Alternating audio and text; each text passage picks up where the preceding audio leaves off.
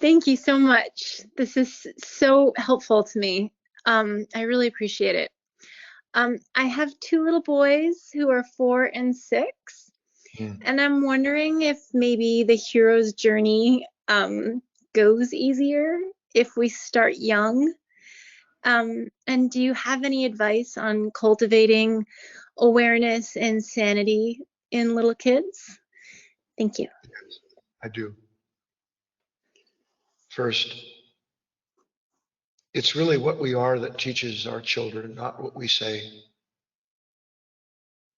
Children can smell a hypocrite, and it doesn't just poison them in that relationship, but it kind of works as a counterbalance to the wish that one has that our children might grow up embracing the values that we know in our heart of hearts we should embrace. At 4 and 6 years old, they are quite literally sponges, and they are by necessity drawn out of themselves to explore and further the sensations that life is bringing to them.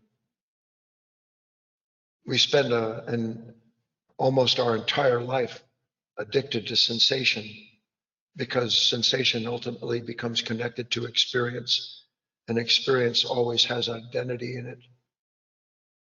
But your children, as a mother who is an aspirant, can understand first, did you put the wish in you to make this journey?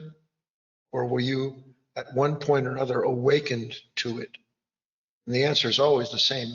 Some of us a lot earlier. Me, it started at 6 or 7 years old. But whatever age we are, suddenly there is a realization that life is about more than we are able to give ourselves, that we have a purpose other than what the world outlines for us. And knowing that as a mother, you can begin to help your children by watching them closely. See, you have to be your children become your Bodhi tree because you're waiting for that moment. And one day it'll be with every relationship you have. You're waiting for that moment where you see something catches their attention. They're drawn to something. And if you're there with them, you can understand something of the nature of what they're drawn to. And you can bring them into a simple idea that what they're looking at is so much bigger, that there's always something more to explore. So on one hand, we want our children to be content, and we feed them what we need to feed them so they are, so that we're not in conflict over what we think their happiness is disturbed by. But on the other hand, we want to keep alive in a child this idea that there's always something more to see, always something more to learn. Not just get them away, get rid of them, get the disturbance that they're producing in us out of the way. So you have to sacrifice yourself. You have to suffer yourself in order to suffer the little children, that they may learn and grow. There's so much in this. You might get, and I know it sounds self-serving, but it's so cheap on this website, on our website. There's a book called The Courage to Be Free.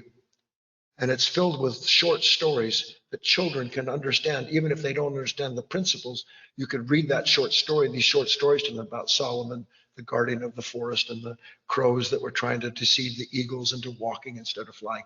All these nice things that are analogous to the learning that we're doing. So there's so many things you could do. First and foremost, be true to yourself.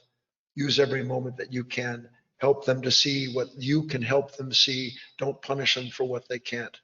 And don't judge yourself when you fail. That's it.